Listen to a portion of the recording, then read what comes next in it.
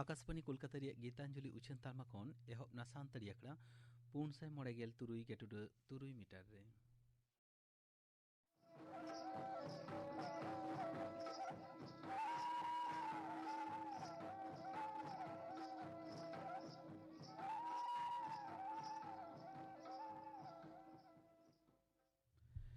तेहेኛ सानताड़ी आखड़ा एतोहब रे आंजम ताबन पे मालती मांडी और सावतेन को सिकरिया लागड़े सेरें रे दो मालती मांडी और बासंती हांसदा।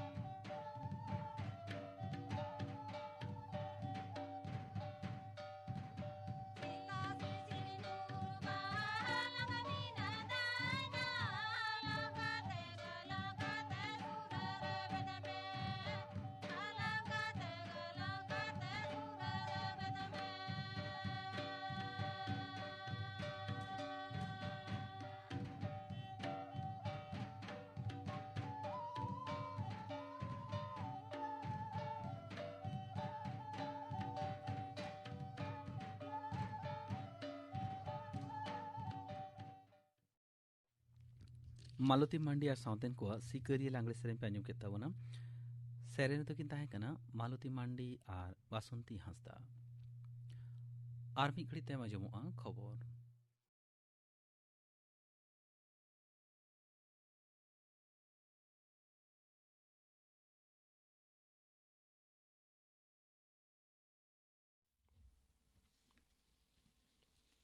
आकाशवाणी कोलकाता खबर पढ़ावी दैन दिलीप हेम्ब्रम केंद्र रिया मंत्रिमंडल दो हड़मो सावहार कारणते कुखी बड़ी गिडी बाबत तेना मिटन अरुफेरा बिल रिया खसड़ाय हेसरी वाकदा उना बिल रे गेल आरेसाय एआई गेल मिद साल रिया मेडिकल टर्मिनेशन ऑफ प्रेगनेंसी अरुफेरा लगे सामांगाकाना संसद रिया बजट दुपुरुब रे उना बिल दो राकाब हुआ मेनते तथ्य और उछन मंत्री मानतान प्रकाश जावड़ेकर मेन कदा मारांग मंत्री मानतान नरेंद्र मोदी मेन कदा नवा भारत दो पुना बिरित उतलव रे न्यूमाना कमी होराय ओरामा दिसम रिया कौटनीतिक चितान से राकाब रे थिति दाड़े और आचल भारत बेनाव राकाब रे उनी दो सनाम कोई दो दिलावाकत कोआ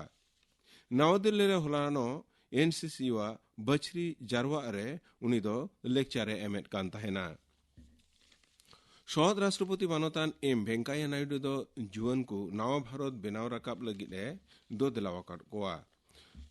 नवा नवा भारत दो रेंगेज बेबराबरी बड़ी नीति और रेंगेज मुक्त भारत गे होयोआ हैदराबाद रे होलानो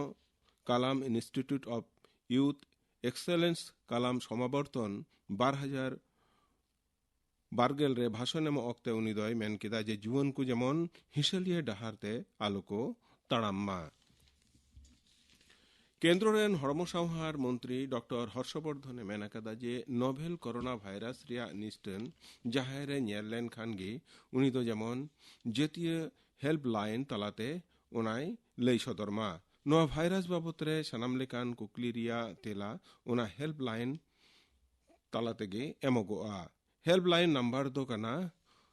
011-239-78046 मंत्री दय मेन कदा नित हबीते उड़न घटी करे पेगेल 9,000 यात्री को बिडवाकाट कोआ उत्तर पूर्व ही पर्षद नावा पांथा को लगे कौडी हुंड बढ़ाव परिमाण पेगेल 6 हिस्का रिया प्रस्ताव केंद्र रिया मंत्रिमंडल रे अनुमोदन कदा नोआ खातिर बेलाहांती आर तायमाकान एलेका रे या उतनौ पहाटा बढ़ती काय मेलुतुरा होयोआ कोरोना भाइरस आजार खन साहारे ताहेन लगे हड़मो सावहार दफ्तर दो भारतीय को चीन दिसम सांघार खन थुकुम रे ताहेन लगे सालहाय एमाकावत कोआ केंद्र रिया हड़मो सावहार दफ्तर दो नोवेल कोरोना भाइरस जबुनो जांगेदाराम रे जुदा जुदा पनत और केंद्र होतेते शासन चोकान एलाका को रिया साप सापड़ाव कोई तानाक तलाश कतरे नेलेत कना चीन रे ने हबिते 103 जुना हड़ नोआ भाइरस जबुनते जीवी चलावा कांता कोआ हयसित बनदल लटक को टेकाव दाराम रे उरुण सिरजन कमी होरा ओराम लगे सरकार दो सानाम पनत को 6 करोड़ डॉलर कौडी गड़ो वाकोरे ए व्यवस्था वाकादा मेनते साचार है मंत्री मानतान प्रकाश जावड़ेकर मेन कदा तिहि नवा दिल्ली रे मी सापड़ाव आखड़ा रे भाषण एम जखेन मानतान जावड़ेकर दो नोय मेन कदा जेडीयू रेन सहज सभामुखी मानतान प्रशांत किशोर और साजा सचिव मानतान पवन वर्मा तकिन दल खन को उर्नोंगा काटकिन तेहिं नवा दिल्ली रे दल रेन साजा सचिव मानतान केसी तेगिवा मिटन बयान रे लय कना नुकिन दो दला राय विरुद्ध रिकिन कमी कान ताहेना ओना खातिर को उर्नोंगा काटकिन तेहिं दो सरस्वती पूजा कना स्कूल कॉलेज और ओड़ा आतोरिया मंडप रे विद्या देवीवा पूजा पासा चला कना पंजी लेकाते गापा सेता हो पूजे दो होयोआ फल डल और पूजहरिया इमान समानम को रिया दाम अडिगे जस्ती गे रहो बांगाली समाज रेन हड़ दो सरस्वती बिनती वायरे कुलौ वा भोर को सापड़ावा कदा तिहिया खबर पढ़ाव दो नोडगे मुचेना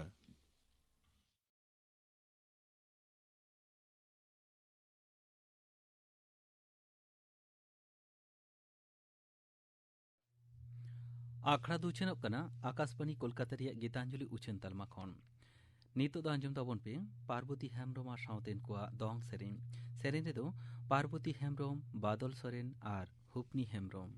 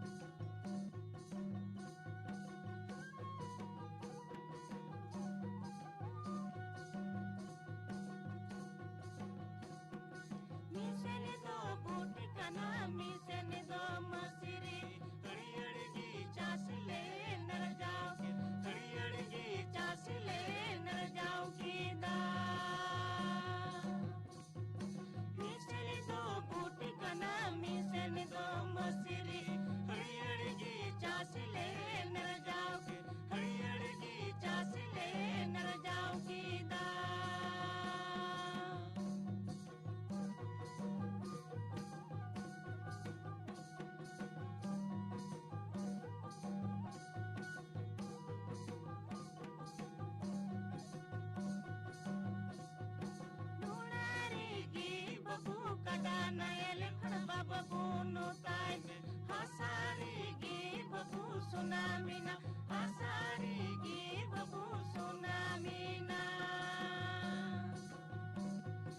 nona ari gi babu kada nayel khaba babu no tai hasari gi babu sunamina hasari gi babu sunamina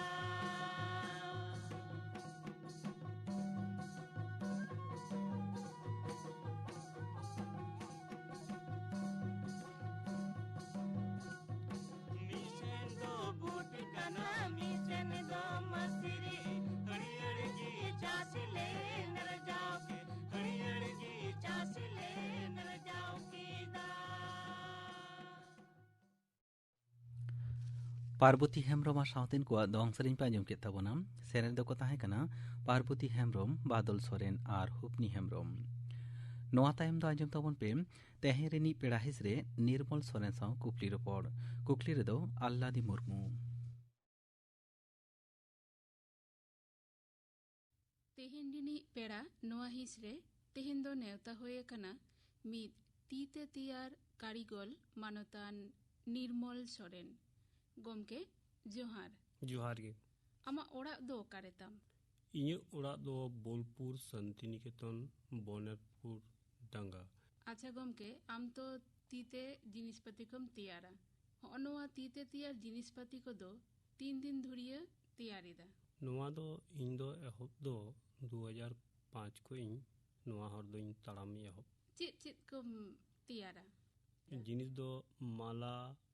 मुदम साकोम जोतो रकाना गी ए टू जेड लगा गी बोले शॉर्ट मोरे जास सपाप लगा अच्छा अच्छा माने कुड़ी हपन को साथ सावर लगी जहां को ऑर्नामेंट ओना को बनाव दा अच्छा ओनवा साथ सावर रेना जिनिस को जेम बनाव दा ओना दो चेत अत एम बनाव दा नितन दो नुआ दो हुयु कना सिरम हनु अमार तापर हुयु कना जांग गारगडी जांग पित्तई जांग सारजम बाहा तली सकाम खेजुर सकाम ना नड़ी सकाम दिए बीर बुरुना जिनिस की ले व्यवहार अच्छा सकाम अते हो बनाव गनो है सकाम हो गनो ओना दो चेक लेका कतेम बनावा ओना दो जैसे कि मान लिया ओना दो लुतुर ना पसा बिना ओना लुतुर ना पसा अडी मज बिना हुयु कना एकदम नुका ये कते ओना दो आले एंते अडी मज बहाल काले तैयारी दा बहाल का तैयारी कते पसा धरन जैसे कि मैंने तो को मिता ना टाप लिखा ओना दो बैस लुतुर बैस लिखाना अच्छा सकाम तो रचो दो आतो बांग उनकाल का ओना दो थोड़ा आले सेम मचा ये कते ले बिनाव दा ओना दो बोले आले मिटले ये दा जैसे कि नोय सिरम हो तो रोहड़ कते आले ले थोड़ा गालांग समय दो लोहद दा लोहद कते बिनाव होय बखा दो ओना रचो दरिया ओना तो रचो दो गियर होलेन खान ताले ओना दो चेक लेका सीजन भाप नो दाले ओना दो थोड़ा ओना सेम धरने जे लोहद के दाले आदि मी घड़ी बाद तारपरे ओना दो आले दो कपची काटरो कते नाना रकम ये कते ले बेनाव दा तारपर हवेत कते ओना थोड़ा ये हवेत दो कते आले ओना ले ñal ला याथे ओन आलू रचो दो लेका उनका लगा ये कते ना बिना ओना को दो पसागे हुआ माला को दो बांग हुआ अच्छा नोआ जिनिस को ओका खुना एम नोआ दो मना गडा अड़ी ना जो ना बार जिनिस दो बीर को होले संग्रह कानिया किछु किछु जिनिस दो किरिन लिकते काना सुतम तांबातार लाठा ओने ना कुगी किरिन दो हुयु कान तालेया नोआ आले जेटा सिरम नणी जांग ओना को दो निजे तगी ले संग्रह दा अच्छा ताले नोआ रे तीना गान खरच हुए कान तमा और नोआ को बेनाव काते तीना गान लाभ हुए कान तमा है लाभ दो हुयु मेनते दो नुका ᱟᱞᱮ ᱚᱱᱟ ᱡᱤᱱᱤᱥ ᱨᱮᱱᱟᱜ ᱢᱮᱴᱮᱨᱤᱭᱟᱞᱥ ᱠᱷᱚᱨᱚᱪ ᱫᱚ ᱠᱚᱢ ᱜᱮᱭᱟ ᱟᱞᱮᱭᱟᱜ ᱠᱟᱹᱢᱤ ᱠᱷᱚᱨᱚᱪ ᱛᱷᱚᱲᱟ ᱴᱟᱭᱤᱢ ᱚᱱᱩᱡᱟᱭᱤ ᱞᱮ ᱧᱮᱞ ᱮᱫᱟ ᱪᱮᱫ ᱞᱮᱠᱟ ᱢᱤᱫ ᱫᱤᱱ ᱨᱮ ᱦᱩᱭᱩᱜ ᱠᱟᱱᱟ ᱡᱮ ᱛᱤᱦᱤᱧ 9 ᱜᱚᱴᱮᱡ ᱡᱤᱱᱤᱥ ᱵᱮᱱᱟᱣᱮᱱ ᱠᱷᱟᱡ ᱛᱤᱱᱟᱹᱜ ᱴᱟᱭᱤᱢ ᱞᱟᱜᱟᱣᱱᱟ ᱚᱱᱟ ᱦᱤᱥᱟᱹᱵ ᱛᱮ ᱫᱟᱢ ᱫᱚ ᱟᱞᱮ ᱛᱮᱜᱮ ᱱᱚᱣᱟ ᱫᱚᱞᱮ ᱵᱮᱱᱟᱣ ᱮᱫᱟ ᱠᱷᱚᱨᱚᱪ ᱫᱚ ᱮᱢᱚᱱ ᱢᱤᱫᱴᱮᱡ ᱢᱟᱞᱟ ᱵᱮᱱᱟᱣ ᱨᱮ ᱞᱟᱹᱴᱩ ᱠᱟᱹᱴᱤᱡ ᱢᱟᱞᱟ ᱵᱮᱱᱟᱣ ᱨᱮ ᱚᱠᱟ ᱫᱚ 50 ᱴᱟᱠᱟ ᱠᱷᱚᱨᱚᱪᱚᱜ ᱠᱟᱱᱟ ᱚᱠᱟ ᱫᱚ 100 ᱴᱟᱠᱟ ᱦᱚᱸ ᱠᱷᱚᱨᱚᱪᱚᱜ ᱠᱟᱱᱟ ᱢᱤᱫᱴᱟᱝ ᱢᱟᱞᱟ ᱥᱮ ᱢᱤᱫᱴᱟᱝ ᱞᱩᱛᱩᱨ ᱨᱮᱱᱟᱜ ᱥᱮ ᱢᱤᱫᱴᱟᱝ ᱪᱩᱲᱤ ᱚᱱᱟ ᱵᱮᱱᱟᱣ te tinaᱹᱜ time lagak tama? Kati macam curi do mite mala bala lutur na benaw te 1.5 घंटा lekan laga. Mid din te tinaᱹᱜ gan jinis em benaw dareya? Tale mid din re una kati jinis do 4 set, 4 set. Una re lutur na mala ar curi. Ho noa jinis ko benaw kate noa to bajar em akhrin da. Se chet leka kate am noa kom akhrin da? Noa do ale bajar le idi da se bibhinno rokom noa DIC ko ale sahojjo ko male kana bibhinno rokom mela se ale nitong khoyhat adi bikhato hui kana ona hatute te ho adiat nitong do ale jahana no inka advertise hui kana bole nitong do ko hijuk kana ona bibhinno rokom desh bidesh ren hor ho se niu koren joto kolkata koren joto rokom hor ge ko hijuk kante noa do diku biha do adar ge ko ale jinis por ko loraw kana se bajar bikri batta adi moji huyuk kan taleya oka kore noa ko jinis akhriñ em chala bada kana chalao do indo aima jaga gin chalao kana kolkata do jemon milon mela Delhi हन चलाओ कना तापर मुंबई हन चलाओ कना हैदराबाद बेंगालुर आइमा आइमा जगह गी इंदो नवा दो अच्छा आमा बेनाव जिनिस गे आमेम इदीदा आरम आखरिंदा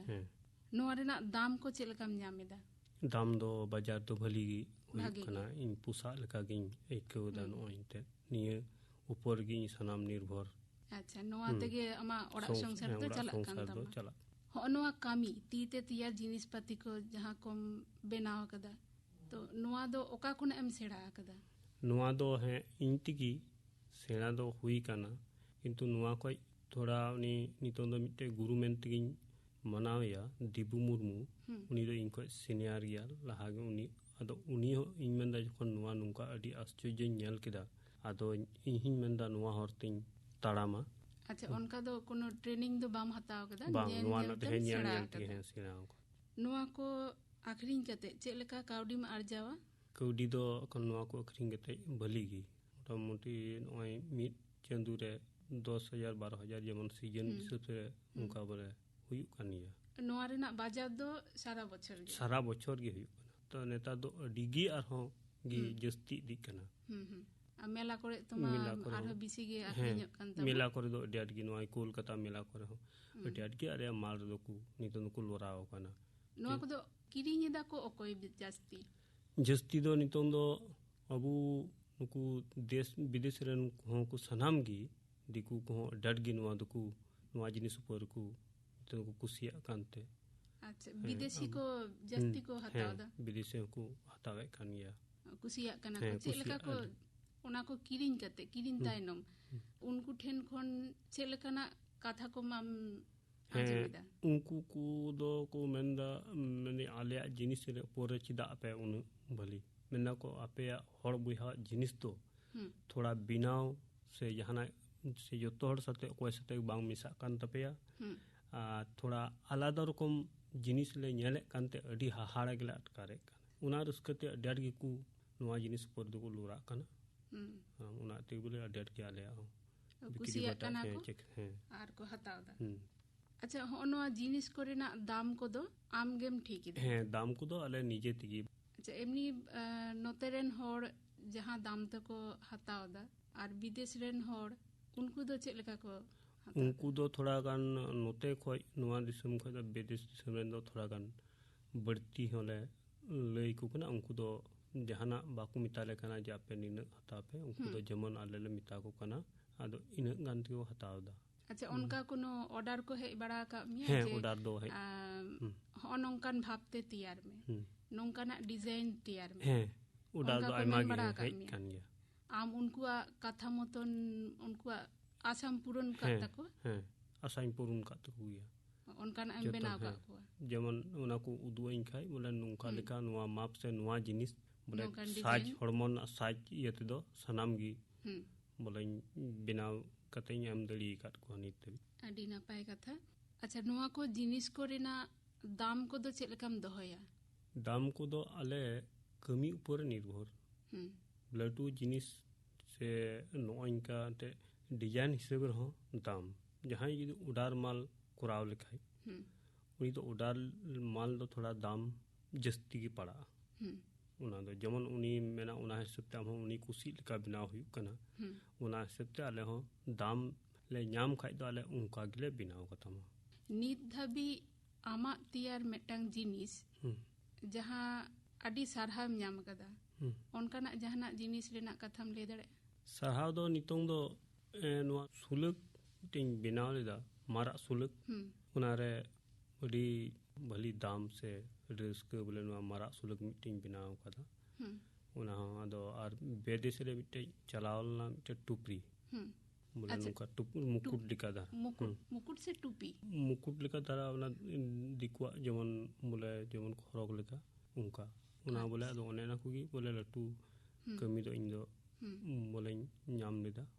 आर नुका मला मुदम दो जमन की बिना हुई कना से रकम जंगा ना तोड़ा से सुपुना बजू जतो की सकम को है तीते तैयार जिनिस को बाखराते आमा आगाम रिया कमी हरा को दो चेत आगाम ना कमी हरा तो इंदो नितन दिन जाइन ताराम मेंदे नुआ आरहों लाहा तिं बा आरहों गिद्र को नितों इन लिका आरहों जाइन लाहा को ओने उनका नितों दो नुआ हर रे आरहों ताराम चुकु इnye लाइन रे उनका गी इnye हर दिन नित धाबी नुआ को जिनिस को तैयार करते आमा मोने रे चेत हिजुआ जे नुआ कमी रेगे आगाम हो नुआ कमी तेगेम हैं इतो दो इन दोइन मेंदा जतेमन नुआ कमी आरहों तिनाई लाहा दड़ी मौज चित लिका जते जमन आरहों जत्तो गिकु नुआ हर को ताराम लिखा इन लिका ताले नुआ पासे अडी भली गी हुयुआ से अकु हो भविष्यत अबु हड़ बुझार नितों अडी तायम इटा इटा जिनिस तो जहाना बोले खर्चा हो से जहाना जमन आयमा रकम जिनिस को बनाव दा कांथा को से विभिन्न रकम ओना को अडी खर्चा होय तो जतो गी किरिन जिनिस नुआ को दो अगु दो घास तली सकाम उना को ना जिनिस का नो दो खर्चा हो ᱧᱟᱢ उगते बिना लगा है बनुआ आदि मेंदा कमी गेम उदुगा आदो उनका लका इन सते तार हो जवन को हजू और उनको गिद्र को कमी कते को चीद लहा से को तड़ाम उनका गी इन लका जवन को उहर भवलाय इन दो उना गिन तो नहीं हुदिस जों कना कि मोनेया नोआ को बनाव कते निजेरा लाई आसुल दो गानो गिया है गानो गिया अच्छा गमके ताहले पेशा लेकाते तीते तैयार जिनिस बाछाव लगिद जीवन को ठेन आमा संदेश दो चेत जीवन को दो नियगिन आशा बोले मेना इन सते जहाना उनको नुका हजुप पे नोइन का इ हर नुका ताराम लहा आपे हो इन जमनी हे कान उना हरते पंजाइन पे आपे तिना गानी गणो सपोर्ट एम दड़ी पे चिलिकाना सिकन बोले दिग दिए उना को सनाम पे यो पे याथे बन आपे हो नुआ ऊपर आपे रोजी जीविका भविष्य जन पे होदिस के इने की इन आशा जवन आरो कुड़ा को जहां बेकार नुका गिद्र को